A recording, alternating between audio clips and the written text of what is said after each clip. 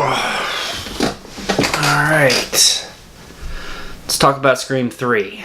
Hello and welcome to the Cavern of Terror.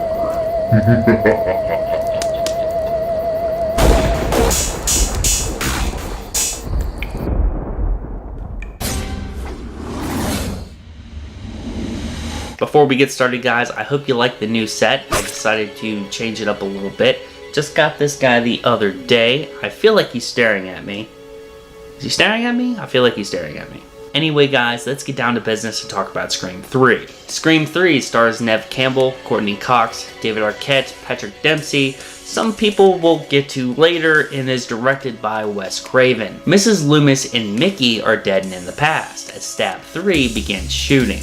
One little problem though, Ghostface is back and he's killing the cast. Right out the gate, I want to talk about the opening act. Guys, I might actually enjoy this opening sequence more than the one in Scream 2.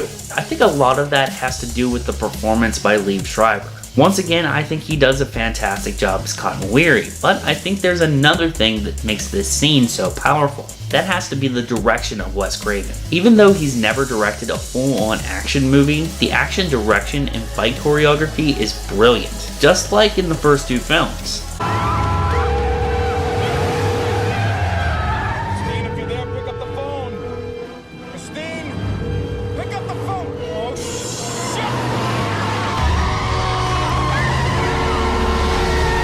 Neve Campbell once again returns to the Scream series as our lead, Sidney Prescott, and to no one's surprise, she knocks it out of the park. But it's not all sunshine and rainbows here. One of the biggest drawbacks of Scream 3 is not having Neve Campbell for the whole runtime. Don't get me wrong, she's great in the scene she's in. I also love the attention to detail with her character, down to wearing Derek's letters that were given to her in part 2. Who's calling? Who's calling? Gail, Dewey, whoever, call me back. I can only hear myself. I only hear you too, Sydney. Who is this? The question isn't who I am. The question is, who's with me? At the same time though, this film really does suffer during her absence, particularly in the second act. The second act is a whole other story, and we will get to that later. The chemistry between David Arquette and Courtney Cox is probably at its strongest here in part 3. The banter between them is fun, and I couldn't help but enjoy it. Arquette and Cox deliver the best performances in this film, aside from Campbell. They really are the saving grace for the second act. Well, does Sydney know about it? Listen, Sydney doesn't need you and your camera in her life. Oh, do you see a camera? Right. You bought me this purse, didn't you? Yeah. Patrick Dempsey is easily the best of the characters. He's extremely likable, and out of most of the new cast here, he's very hard to peg as a red herring. What? Mr. Bridger, you didn't tell us you spoke with Sarah Darling before she was murdered. Spoke with her, when? Guard says she was here for a meeting with you. The other characters, though, are mostly pretty bad. I have to blame that on the lack of development. Sadly, most of them are here for the body count, and most of their time is in the majority of the second act. It's the roughest part of this movie for me. There was an attempt at development with a few of these characters in the second act, but I still think it was too little too late. Continuing with the characters, let's talk about the cameos. Carrie Fisher cameos in an odd scene that just didn't work for me with her in the role. Hey, are you... No.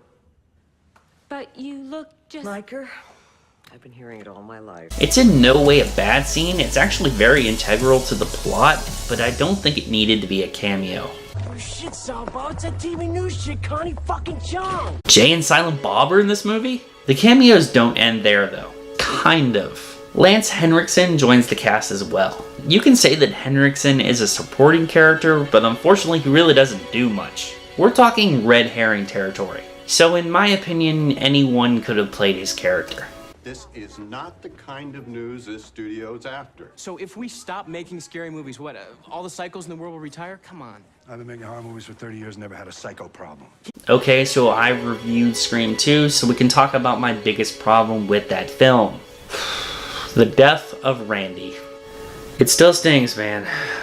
Still stings. Never fear though, we do get Jamie Kennedy in sort of a cameo role in Scream 3 as Randy. This time he explains to us the rules of a trilogy. if this killer does come back and he's for real, there are a few things that you gotta remember. Is this simply another sequel? Well, if it is, same rules apply. But here's the critical thing. If you find yourself dealing with an unexpected backstory and a preponderance of exposition, then the sequel rules do not apply. Because you are not dealing with a sequel. You are dealing with the concluding chapter of a trilogy. My favorite scene of Scream 3 has to be when Sidney visits the Stab 3 set. This is nostalgic, creepy, tension-filled, and emotional. Some of the scares in this scene are more psychological.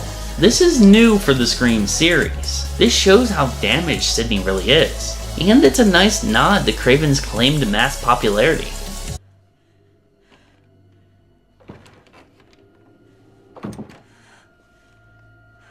I don't think I have to tell you guys that Ghostface is once again a badass. Dane Farwell did the Ghostface stunts in the first two films, and don't get me wrong, they are very well done, but to be honest, I was slightly more impressed with Brian Avery this time around.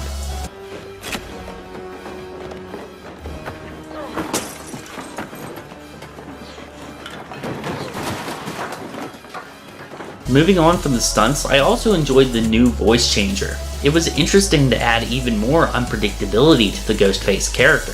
They gave him the ability to sample all of the characters' voices. I hate to add another negative to Scream 3, but once again, the killer is pretty predictable. Yeah, just like I said in my review for Scream 2, it's pretty easy to guess who the killer is pretty early on. I don't know exactly where it happened after the first film, but they lost a lot of that mystery with the Ghostface character. If they watch Prom Night, they'd save time. There's a formula to it. A very simple formula. Everybody's a suspect. I know, Randy, I know. Unlike some people, I actually really like the third act and the reveal of the killer. I know it's an unpopular opinion, but I really do dig the ending of Scream 3. I guess it just brought everything full circle for me. In the end, guys, I'm split with this one. If you're a casual horror fan and you only really like the first two films in this franchise, I would give it a meh, maybe borrow it from a friend. On the other hand, if you're a hardcore Scream fan, I would give this one a Even though there are some low points with the second act and the less than stellar new characters, there's definitely some high points as well.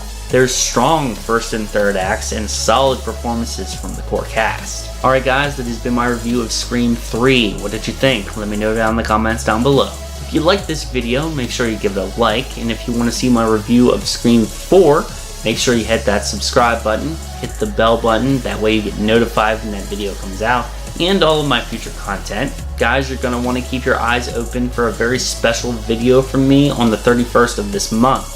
I'm dropping my Halloween special 2017. It's going to be fun. You don't want to miss it. If you can, guys, I would appreciate it if you followed me on social media. The links to all those accounts are in the description box down below. But most importantly, guys, I'm Zach. This has been the Cavern of Terror. Stay metal, my friends. What's your favorite scary movie? I don't know.